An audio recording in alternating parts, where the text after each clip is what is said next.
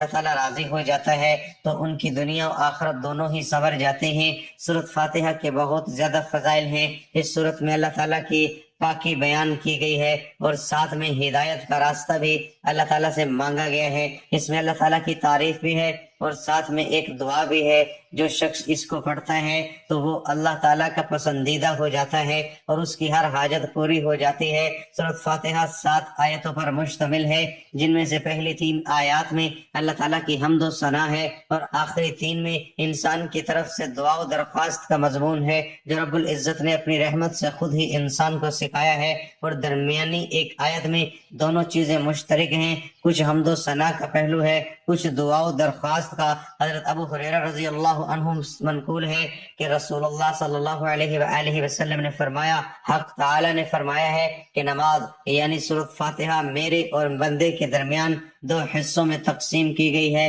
نصف میرے لیے ہے اور نصف میرے بندے کے لیے ہے، اور جو کچھ میرا بندہ مانگتا ہے وہ اس کو دیا جائے گا۔ پھر رسول اللہ صلی اللہ علیہ وآلہ وسلم نے فرمایا کہ بندہ جب کہتا ہے الحمدللہ رب العالمین تو اللہ تعالیٰ فرماتا ہے کہ میرے بندے نے میری حمد کی ہے، اور جب وہ کہتا ہے الرحمن الرحیم تو اللہ تعالیٰ فرماتا ہے کہ میرے بندے نے میری تعریف و ثنا بیان کی ہے، اور جب بندہ کہتا ہے مالک یوم الدین تو اللہ تعالیٰ فرماتا ہے کہ میرے بندے نے میری بزرگی بیان کی ہے، اور جب بندہ کہتا ہے ایاک نعبد و ایاک نستعین تو اللہ تعالیٰ فرماتا ہے کہ یہ آیت میرے اور میرے بندے کے درمیان مشترک ہے، کیونکہ اس میں ایک پہلو حق تعالیٰ کی حمد و ثنا کا ہے اور دوسرا پہلو بندے کی دعا و درخواست کا۔ اس کے ساتھ یہ بھی ارشاد ہوا کہ میرے بندے کو وہ چیز ملے گی جو اس نے مانگی۔ پھر جب بندہ کہتا ہے اہدنا الصراط المستقیم، آخر تک حق تعالیٰ فرماتا ہے کہ یہ سب میرے بندے کے لیے ہے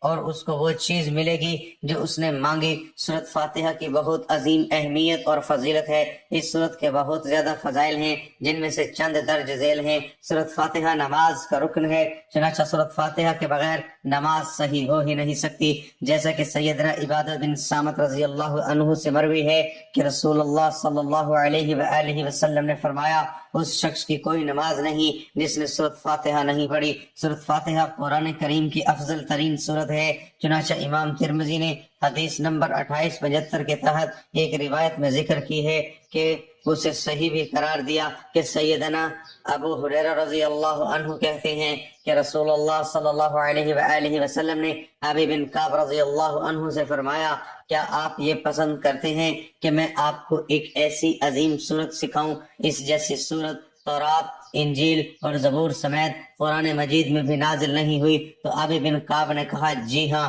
اللہ کے رسول مجھے سکھائیے۔ تو آپ صلی اللہ علیہ وآلہ وسلم نے فرمایا، تم نماز میں کیسے قرات کرتے ہو؟ ابو ہریرہ کہتے ہیں کہ ابی بن کعب نے سورۃ فاتحہ کی تلاوت کی، اس پر رسول اللہ صلی اللہ علیہ وآلہ وسلم نے فرمایا، قسم ہے اس ذات کی جس کے ہاتھ میں میری جان ہے، تورات، انجیل، زبور اور قرآن میں اس جیسی صورت نازل نہیں۔ سورۃ فاتحہ ہی سبعا من المثانی یعنی بار بار پڑھی جانے والی 7 آیات ہیں۔ اس صورت کے بارے میں اللہ تعالیٰ نے فرمایا، وَلَقَدْ آتَيْنَاكَ سَبْعًا مِّنَ الْمَثَانِي وَالْقُرْآنِ الْعَظِيمِ، ترجمہ، یقیناً ہم نے آپ کو 7 آیات جو کہ بار بار پڑھی جانے والی ہے اور قرآن عظیم عطا کیا۔ اس آیت کی تفسیر میں صحیح بخاری 4474 میں ابو سعید المعلی رضی اللہ عنہ کہتے ہیں کہ رسول اللہ صلی اللہ علیہ وآلہ وسلم نے مجھے فرمایا، تمہارے مسجد سے نکلنے سے پہلے تمہیں قرآن کریم کی عظیم ترین سورت ضرور سکھلاؤں گا۔ پھر آپ صلی اللہ علیہ وآلہ وسلم نے میرا ہاتھ پکڑ لیا۔ پھر جب مسجد سے نکلنے کا ارادہ فرمایا تو میں نے عرض کیا، اللہ کے رسول، کیا آپ نے نہیں فرمایا تھا کہ میں تمہاری مسجد سے نکلنے سے پہلے قرآن کریم کی عظیم ترین سورت ضرور سکھاؤں گا؟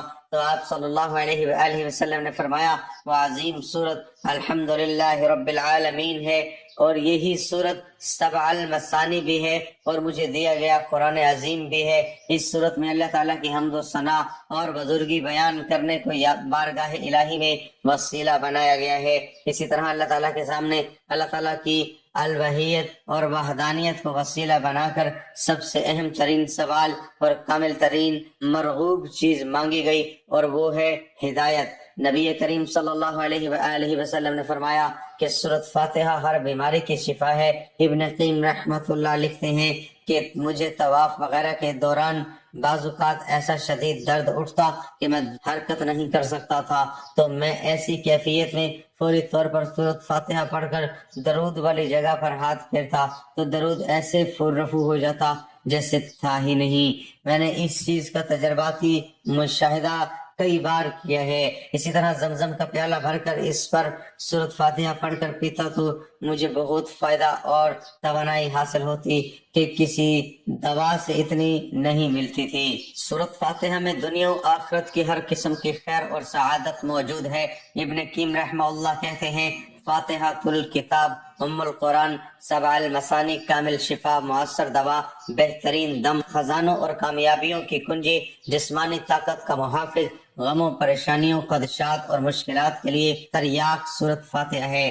البتہ یہ تمام چیزیں اس شخص کو حاصل ہوتی ہیں جو سورۃ فاتحہ کا مقام حقیقی انداز میں پہنچائے، سورۃ فاتحہ کے حقوق مکمل ادا کرے، بیماری سے شفا یابی کے لیے مناسب اور موزوں طریقہ اپنائے اور اس راز کو حاصل کر لے جس کی وجہ سے اس صورت کو اتنا بڑا مقام دیا گیا ہے۔ یہی وجہ ہے کہ یہ تمام چیزیں جب چند صحابہ کرام میں مکمل تھی تو بچھو اور سانپ کے ڈسے ہوئے شخص کو صحابہ کرام نے سورۃ فاتحہ سے دم کیا تو اسے فوری طور پر شفا حاصل ہو گئی۔ اس لیے نبی صلی اللہ علیہ وآلہ وسلم نے اس صحابی سے پوچھا، آپ کو کیسے معلوم ہوا کہ سورۃ فاتحہ دم بھی ہے؟ اگر کسی کو توفیق ملے نور بصیرت سے اتنی مدد حاصل ہو کہ وہ اس صورت کے رازوں سے پردہ اٹھا سکے اور سمجھ سکے کہ اس صورت میں عقیدہ توحید، ذات باری تعالیٰ، اسماء و صفات اور افعال الحیہ، شریعت، تقدیر اور آخرت کا ثبوت، خالص توحید،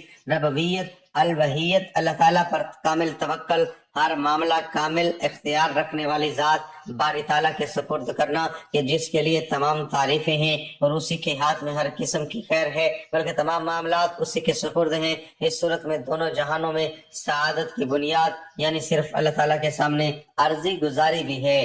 ہدایت کے مفہوم کو دونوں جہانوں میں حصول فوائد اور نقصانات سے بچاؤ کے لیے کیسے عملی جامہ پہنا سکتے ہیں۔ اس صورت سے ہمیں یہ بھی پتہ چلتا ہے کہ ہر طرح کی کامل اور مطلق کامیابی اسی ہدایت کے ملنے سے منسلک ہے۔ جسے یہ تمام باتیں معلوم ہو جاتی تو اسے بہت سی ادویات اور دم کرنے کی ضروریات نہیں رہتی۔ سورۃ فاتحہ کے ذریعے انسان ہر خیر و برکت کے دروازے کھلوا سکتا ہے، نیز اسی صورت کی بدولت شر اور شر کے اسباب سے بچ بھی سکتا ہے۔ سورۃ فاتحہ ایک دعا ہے بندے کی جانب سے اور قرآن اس کا جواب ہے۔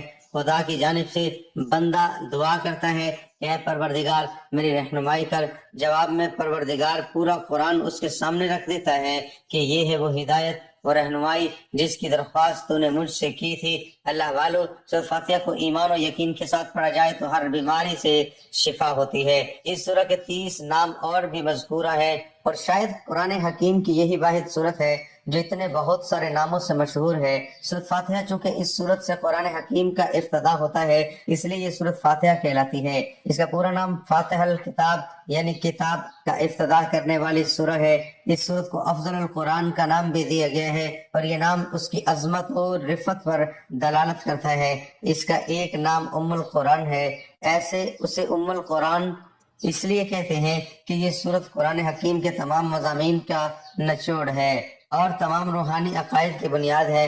بعض علماء نے فرمایا کہ سورۃ فاتحہ متن ہے اور پورا قرآن اس متن کی شرح ہے۔ اس سورت کو الشفا بھی کہا جاتا ہے اور اس کی وجہ یہ ہے کہ یہ سورت مختلف بیماریوں کے لیے وجہ شفا ثابت ہوئی ہے۔ آپ صلی اللہ علیہ وآلہ وسلم کے دور میں ایک مرتبہ کسی شخص کو سانپ نے کاٹ لیا، حضرت ابو سعید خدری نے سورۃ فاتحہ پڑھ کر اس شخص پر دم کیا، وہ ٹھیک ہو گیا۔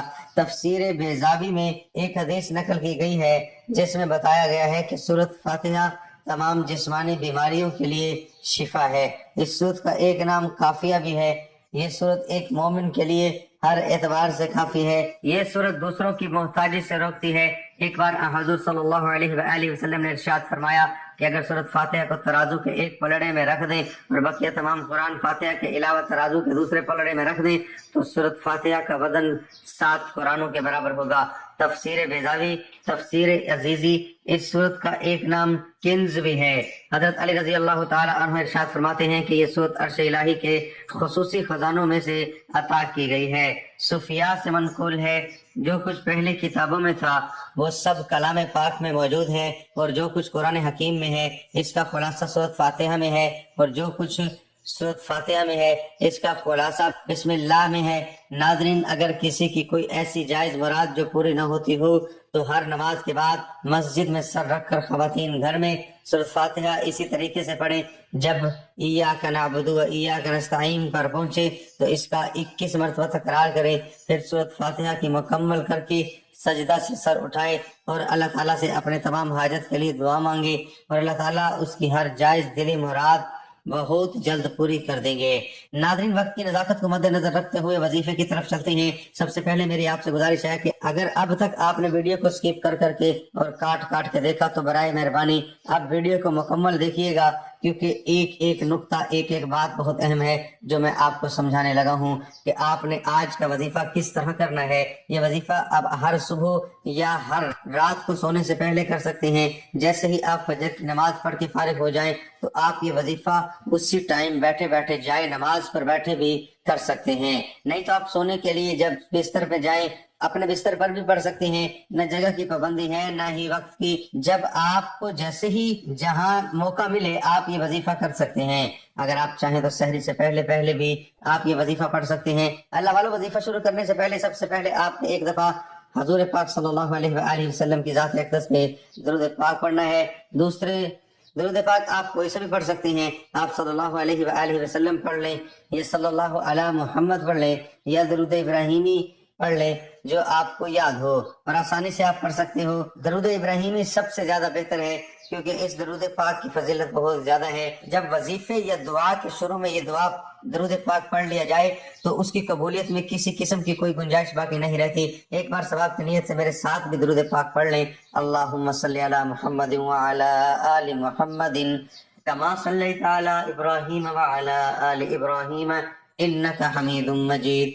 اللہم بارک علی محمد وعلی آل محمد کما بارکت علی ابراہیم وعلی آل ابراہیم انک حمید مجید۔ اللہ والو، درود پاک پڑھنے کے بعد آپ نے سب سے پہلے نمبر پر جو وظیفہ پڑھنا ہے وہ ہے حسبنا اللہ ونعم الوکیل۔ یہ وظیفہ پڑھنے کے لیے آپ اپنے ہاتھوں میں تسبیح لے لیں یا ہاتھوں کی انگلیوں پر گن کر پڑھ لیں۔ آپ نے حسبنا اللہ ونعم الوکیل، حسبنا اللہ ونعم الوکیل، حسبنا اللہ ونعم الوکیل کی صرف ایک تسبیح پڑھنی ہے، یعنی اللہ پر توکل اور اسی کے سامنے گڑ گڑانے والے کے ساتھ اللہ کافی ہے۔ وہی دشت زدہ کو امن نصیب فرماتا ہے، طالب پناہ کو پناہ دیتا ہے، وہی بہترین والی اور بہترین مددگار ہے۔ لہذا جو بھی اسے اپنا والی بنائے، اس سے مدد طلب کرے، اسی پر توکل ہو، مکمل طور پر اسی کی طرف یکسو ہو جائے تو اللہ بھی اس کا والی بن کر اس کی مکمل حفاظت فرماتا ہے۔ جو صرف اللہ سے ڈرے اور تقوی اختیار کرے اسے ہر دشت و ڈر سے امن فراہم کرتا ہے اور اس کی ضرورت کے مطابق ہر مقصد چیز مہیا کرتا ہے۔ اور جس سے اللہ تعالیٰ کافی ہو اس کا ذہن مکار لوگوں کی مکاریوں میں نہیں الجھتا اور نہ ہی طاق میں بیٹھے ہوئے لوگوں کی سازشیں اسے پریشان سے دوچار کرتی ہیں۔ کافروں، گمراہ اور دھوکے باز اس کے بارے میں جتنی بھی ساز باز کر لیں وہ پھر بھی مطمئن رہتا ہے۔ 100 بار حسبنا اللہ ونعم الوکیل پڑھنے کے بعد آپ نے دوسرے نمبر پر جو وظیفہ پڑھنا ہے وہ ہے سورۃ فاتحہ۔ سورۃ فاتحہ آپ نے 11 مرتبہ پڑھنی ہے۔ الحمدللہ رب العالمین الرحمن الرحیم مالک یوم الدین ایاک نعبد و ایاک نستعین اہدنا الصراط المستقیم صراط الذین انعمت علیہم غیر المغضوب علیہم ولا الضالین۔ اللہ کے نام سے جو بڑا مہربان نہایت رحم والا ہے۔ سب تعریفیں اللہ کے لیے ہیں جو سب جہانوں کا پالنے والا ہے، بڑا مہربان نہایت رحم والا، جزا کے دن کا مالک۔ ہم تیری ہی عبادت کرتے ہیں اور تجھ ہی سے مدد مانگتے ہیں۔ ہمیں سیدھا راستہ دکھا، ان لوگوں کا راستہ جن پر تو نے انعام کیا، نہ کہ جن پر تیرا غضب نازل ہوا اور وہ گمراہ ہوئے۔ سورۃ فاتحہ 11 بار پڑھنے کے بعد آپ نے سورۃ اخلاص 3 مرتبہ پڑھنی ہے۔ بسم اللہ الرحمن الرحیم قل هو اللہ احد اللہ الصمد لم یلد ولم یولد ولم یکن له کفوا احد۔ کہہ دو وہ اللہ ایک ہے، اللہ بے نیاز ہے، نہ اس کی کوئی اولاد ہے اور نہ وہ کسی کی اولاد ہے اور اس کے برابر کوئی نہیں ہے۔ سورۃ اخلاص 3 مرتبہ پڑھنے کے بعد آپ نے آخر میں وہی درود پاک پڑھنا ہے جو شروع میں پڑھا تھا۔ ناظرین، ایک دفعہ پھر آپ کو عمل کا طریقہ سمجھا دیتا ہوں۔ سب سے پہلے آپ نے درود پاک پڑھنا ہے، اس کے بعد آپ نے حسبنا اللہ ونعم الوکیل کی ایک تسبیح پڑھنی ہے، پھر آپ نے سورۃ فاتحہ 11 مرتبہ پڑھنی ہے اور اس کے بعد آپ نے سورۃ اخلاص 3 مرتبہ پڑھ کر آخر میں وہی درود پاک پڑھنا ہے جو شروع میں پڑھا تھا۔ اللہ والو، عمل مکمل کرنے کے بعد آپ نے اللہ تعالیٰ سے دعا مانگنی ہے۔ آپ کی جو بھی حاجت ہو، جو بھی آپ کا مقصد ہو، اللہ تعالیٰ کی بارگاہ الہی میں پیش کرنے ہیں۔ اس عمل کی برکت سے آپ اللہ تعالیٰ کے پسندیدہ بندوں میں شامل ہو جائیں گے اور آپ کی دنیا و آخرت دونوں سمر جائیں گے انشاءاللہ۔ اللہ تعالیٰ سے دعا گو ہوں کہ باری تعالیٰ آپ کے ساتھ آسانی اور عافیت والا معاملہ فرمائے۔ دنیاوی زندگی میں انسان مختلف آزمائش اور تکلیف سے گزرتا ہے، لیکن ایک مومن کو ان تمام احوال میں اپنے رب کی فضل کی عطا اور بخشش پر کامل اعتقاد اور ان کے وعدہ رحم و کرم پر کامل یقین رکھنا چاہیے اور ہمہ وقت اس کے کرم اور اس کی رحمت کا امیدوار رہنا چاہیے۔ اللہ کی ذات سے بدگمانی یا اس کی رحمت سے مایوسی کسی مسلمان کی شان کے لائق نہیں، لہذا آپ ان حالات میں اللہ کی ذات پر اعتماد اور توکل رکھیں۔ ان آزمائشوں کو رضائے باقضا سمجھتے ہوئے اللہ کی ذات پر ان پر اجر و ثواب کی امید رکھیں۔ نمازوں کا اہتمام کریں، اللہ تعالیٰ سے آپ اپنے احوال کی درستی مانگتے رہیں، استغفار کی کثرت بھی کرتے رہیں اور جتنی استطاعت ہو صدقہ نکالتے رہیں۔ مندرجہ ذیل ورد کثرت سے پڑھیں۔ حسبنا اللہ ونعم الوکیل۔ حدیث شریف میں حضرت ابو ہریرہ رضی اللہ عنہ سے منقول ہے کہ نبی کریم صلی اللہ علیہ وآلہ وسلم نے فرمایا، جب تمہیں کوئی بھاری اور مشکل معاملہ پیش آئے تو حسبنا اللہ ونعم الوکیل پڑھا کرو۔ جب ہم دعا مانگتے ہیں تو اللہ تعالیٰ، حدیث شریف میں حضرت ابو ہریرہ رضی اللہ عنہ سے منقول ہے کہ نبی کریم صلی اللہ علیہ وآلہ وسلم نے فرمایا، جب تمہیں کوئی بھاری اور مشکل معاملہ پیش آ جائے تو حسبنا اللہ ونعم الوکیل پڑھا کرو۔ جب ہم دعا مانگتے ہیں تو اللہ تعالیٰ کے بارے میں یہی عقیدہ و ایمان ہمارے دل و دماغ میں شعوری یہ لاشعوری کے طور پر موجود ہوتا ہے جو الفاظ و کیفیات کی صورت میں دعا سانچے میں ڈھل جاتا ہے۔ اس کی حکمت کو سامنے رکھ کر غور کر لیں کہ جب دعا اس قدر عظیم عقیدت کا اظہار ہے تو کیوں نہ اعلیٰ درجے کی عبادت بلکہ عبادت کا مغز قرار پائے۔ اللہ تعالیٰ کے نزدیک کوئی چیز دعا سے بزرگ تر نہیں۔ دعا مصیبت و بلا کو اترنے نہیں دیتی۔ دعا مسلمانوں کا ہتھیار، دین کا ستون اور آسمان و زمین کا نور ہے۔ دعا کرنے سے گناہ معاف ہوتے ہیں۔ دعا عبادت کا مغز ہے۔ اللہ تعالیٰ دعا کرنے والے کے ساتھ ہوتا ہے۔ جو بلا اتر چکی اور جو نہیں اتری، دعا ان سے نفع دیتی ہے۔ دعا رحمت کی چابی ہے۔ دعا قضا کو ٹال دیتی ہے۔ دعا بلا کو ٹال دیتی ہے۔ جسے دعا کرنے کی توفیق دی گئی اس کے لیے رحمت کے دروازے کھول دیے گئے۔ مفسرین نے دعا قبول ہونے کی چند شرائط و آداب ذکر فرمائے۔ ان کا خلاصہ یہ ہے کہ دعا مانگنے میں اخلاص ہو، دعا مانگتے وقت دل دعا کے علاوہ کسی اور چیز کی طرف مشغول نہ ہو، ناجائز و گناہ کی دعا نہ مانگی جائے، دعا مانگنے والا اللہ تعالیٰ کی رحمت پر یقین رکھتا ہو۔ اگر دعا کی قبولیت ظاہر نہ ہو، وہ شکایت نہ کرے کہ میں نے دعا مانگی لیکن وہ قبول نہ ہوئی۔ جب ان شرطوں کو پورا کرتے ہوئے دعا کی جاتی ہے تو وہ مقبول ہوتی ہے۔ لیکن یہ ذہن میں رکھیں کہ قبولیت دعا کا اصل معنی بندے کی پکار پر ہے۔ اللہ تعالیٰ کا اسے لبیک ابدی فرمانا یہ ضروری نہیں کہ جو مانگا وہ مل جائے، بلکہ مانگنے پر کچھ ملنے کا ظہور دوسری صورتوں میں بھی ہو سکتا ہے۔ مثلا اس دعا کے مطابق گناہ معاف کر دیے جائیں یا آخرت میں اس کے لیے ثوابوں کا ذخیرہ کر دیا جائے، یا اصل مانگی ہوئی شے کی جگہ اس سے بہتر چیز عطا کر دی جائے، یا اس دعا میں مانگی ہوئی چیز بندے کی زیادہ ضرورت کے وقت تک مؤخر کر دی جائے۔ ناظرین، آپ سے گزارش ہے کہ اللہ تعالیٰ کے 99 ناموں میں سے ایک نام کمنٹ میں ضرور شیئر کریں۔ مجھے بھی اپنی دعاؤں میں یاد رکھیے گا۔ اللہ تعالیٰ ہم سب کا حامی و ناصر ہو، آمین۔